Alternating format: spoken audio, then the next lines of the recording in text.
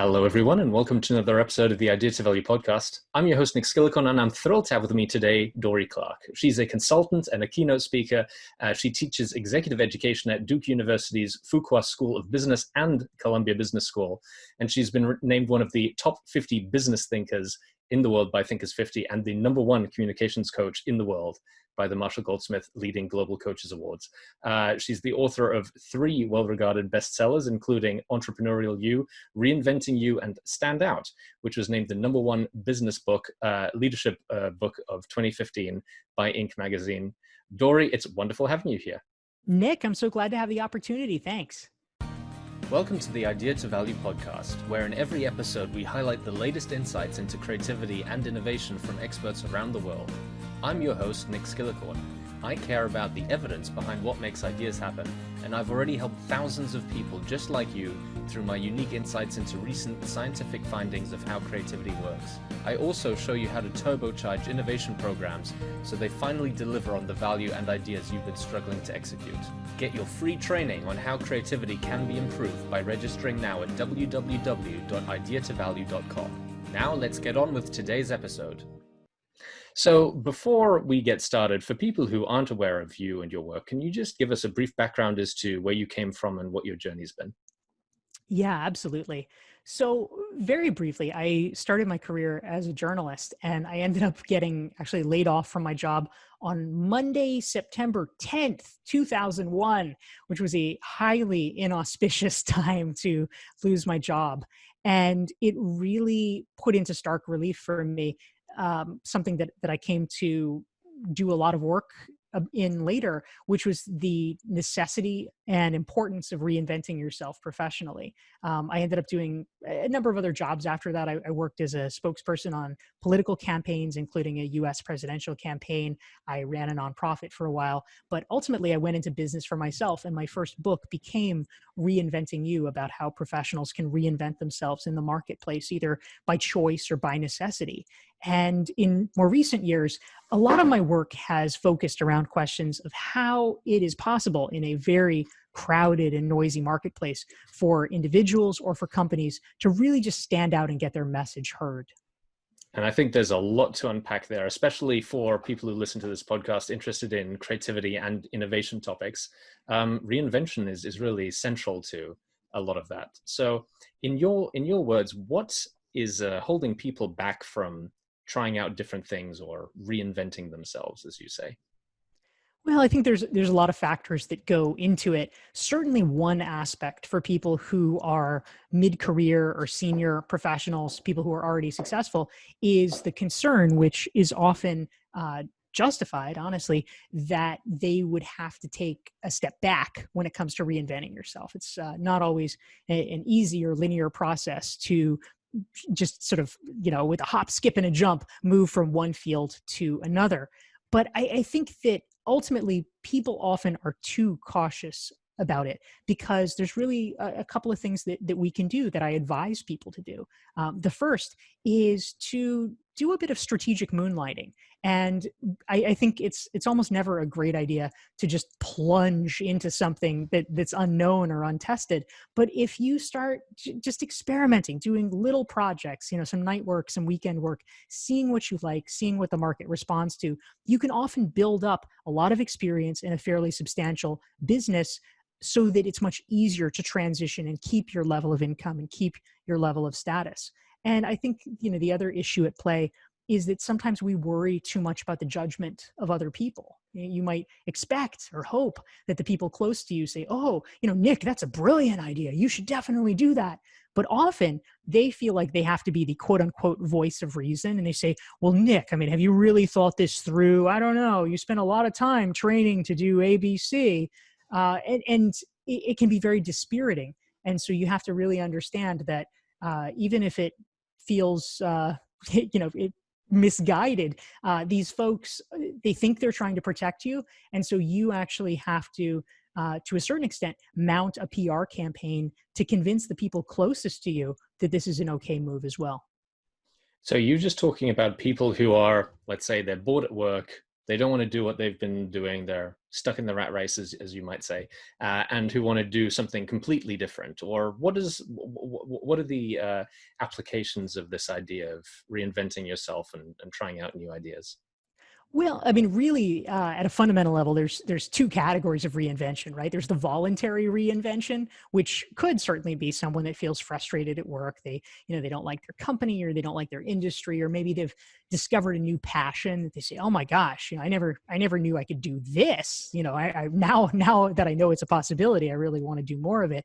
And then there's also, of course, especially these days in our challenging economic times, the forced reinvention.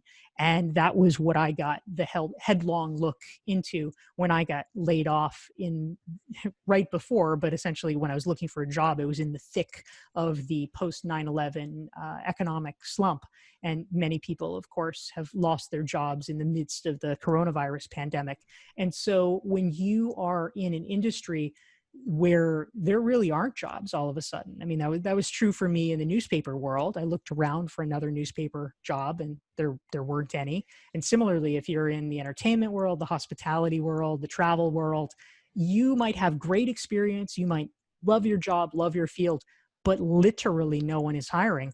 And so that's the point where you need to say, all right, I guess I have some transferable skills. Let's figure out what they are.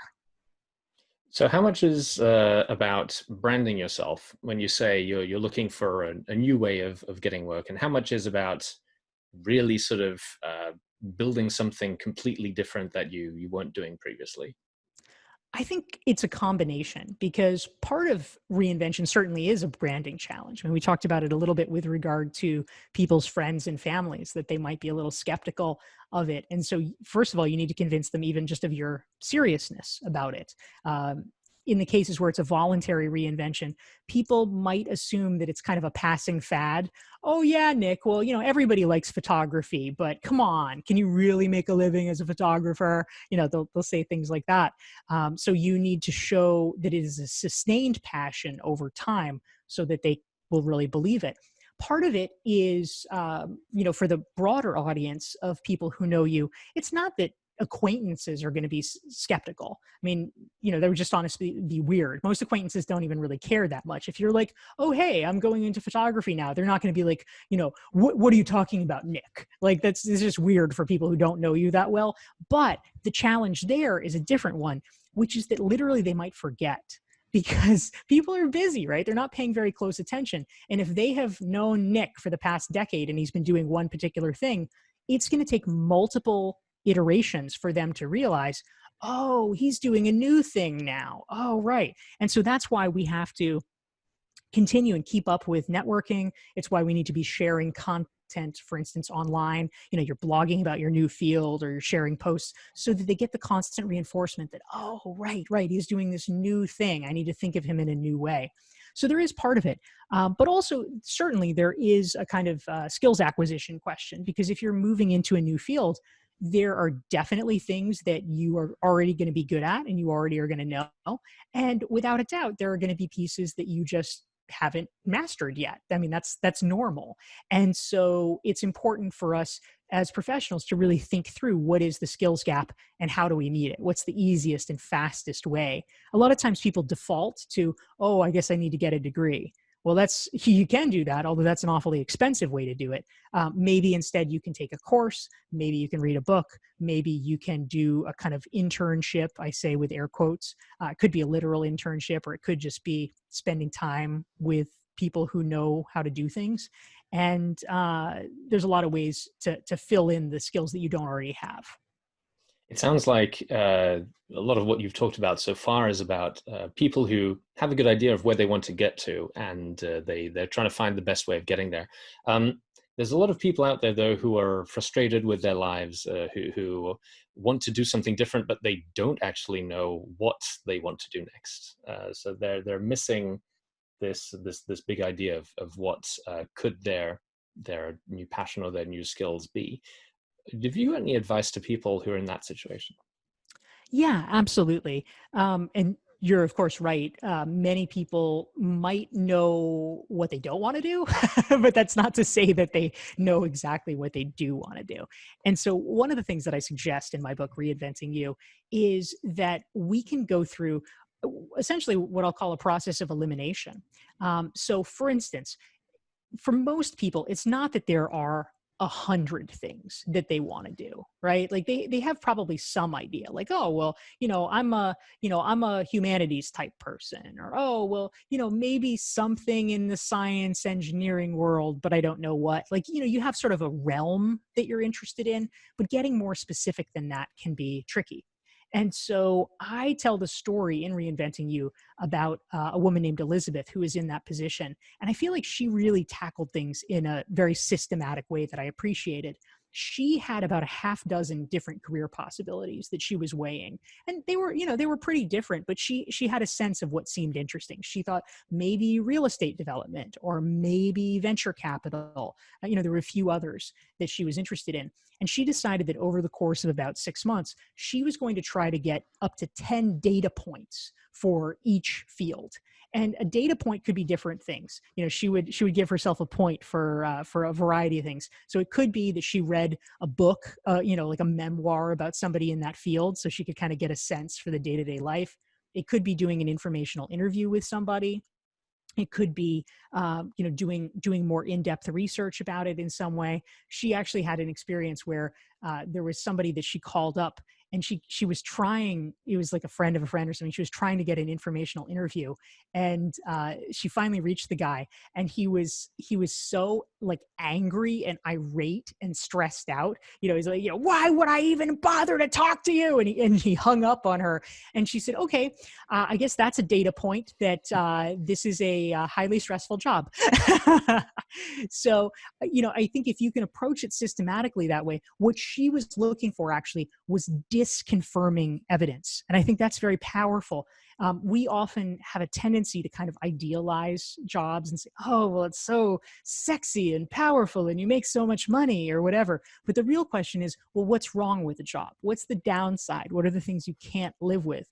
And so really the question is, take, 5 or 10 things you're interested in, gather enough information, and slowly start knocking things off the list when you're finding out pieces of information that just are untenable. You might think it's sexy to be a management consultant, but if you don't think it's sexy to be on the road 5 nights out of 7, maybe that's not the right field. As a reformed management consultant, I can attest to that. It's interesting you talked about these beliefs that people have about what life would be like if they just had X or Y. There's a lot of biases that go in people's heads, especially around confirmation bias and survivorship bias, where you see stories of Mark Zuckerberg, who dropped out of college and became one of the richest people in the world. And now you've got a generation of young people who want to start a startup by dropping out of college, and they think that's going to make them successful. Exactly. Yeah. I think we often look for clues, but we don't look hard enough. And sometimes we focus on the wrong clues. So that's very, very much the case. What we want to be looking for is in general, patterns. What is it that's working for the vast majority of people, or what is it that's true for the vast majority of people? Now it's there's sort of different things though, right? Like there's times when you are going to look for the outliers. If you're looking for sort of the hacks, quote unquote, like, oh, well, how did this person become disproportionately successful? Then yes, you want to focus on what they did differently than other people. But if you are in the exploratory phase where you are just trying to get the baseline, you're trying to say, well, what is it normally like? What is it mostly like to be a management consultant? Then you want to see, well, what is it that 9 out of 10 management consultants have in common, or what is their typical life like? So I think it's useful to understand what type of data you're trying to gather at what point in your decision-making journey. Dorie, we're coming up to the end of the interview, but as someone who's been voted the #1 communications coach in the world, I wanted to get your perspectives on what it takes to actually communicate your value or your idea, either if you're an entrepreneur within a company or you're setting up your own business and getting your message out there. what do people usually get wrong? And what can they do to just do something a little bit differently that gets a lot better results? Yeah, great question, Nick. I would say that one of the most powerful things we can do is that I have noticed, and I now have strong opinions about this, that I think that most people introduce themselves wrong, whether it's a verbal introduction or their written bios. And what I mean by that is the way that I frame it, I talked about this in a Harvard Business Review article, is it's way too many adjectives and not enough nouns. And specifically, people sometimes, I think they get boondoggled because they just look at other people's bios or LinkedIn profiles and they say, oh, that must be the way to do it. But they're copying bad practices. They say, oh, Nick is an enthusiastic, energetic, high performer with more than X years of experience, and he's done this and this and this, and he likes long walks on the beach. It's, oh my God, that's so boring. He sounds like everybody else. But the thing that separates you is the nouns, meaning give me facts. Don't tell me how great you are. Give me objective data and evidence. Who are the clients that Nick has worked with? What are the concrete accomplishments that he's had? Where are the places that he's been quoted? What are the organizations, professional associations or alumni clubs that he has led? Just show me the money, essentially. So when you talk about introductions or, how people are framed, I think the problem is that people sometimes just, they either are, think that it's somehow bragging to say true and accurate things about themselves, which it is not, or they're just using this kind of flowery language that other people are, which actually looks more like bragging because you're just saying stuff with no evidence. So the more evidence that you can provide, the more effective you will be in convincing other people that you actually have what it takes. Fantastic. Dorie, it's been wonderful speaking with you. If people want to find out more about you, your insights, the work that you do, what's the best place they can go to find out more?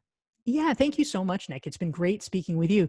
We've been talking a lot about reinvention. And so I actually just want to make folks aware I have a free Reinventing You self-assessment that if folks are thinking about making a reinvention in their professional life, they can get it for free at dorieclark.com. It's DORIECLARK.com/reinvent.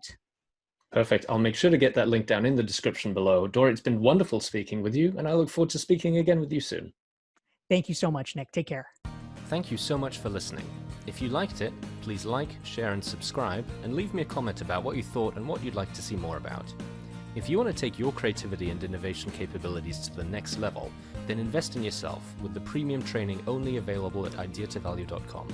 These exclusive training modules have all been put together by me, Nick Skillicorn, and have been used by thousands of artists, innovation leaders, and CEOs to become better at understanding the source of their creativity and executing on their innovation ambitions. And there is no risk to you, as they are backed by our money-back guarantee.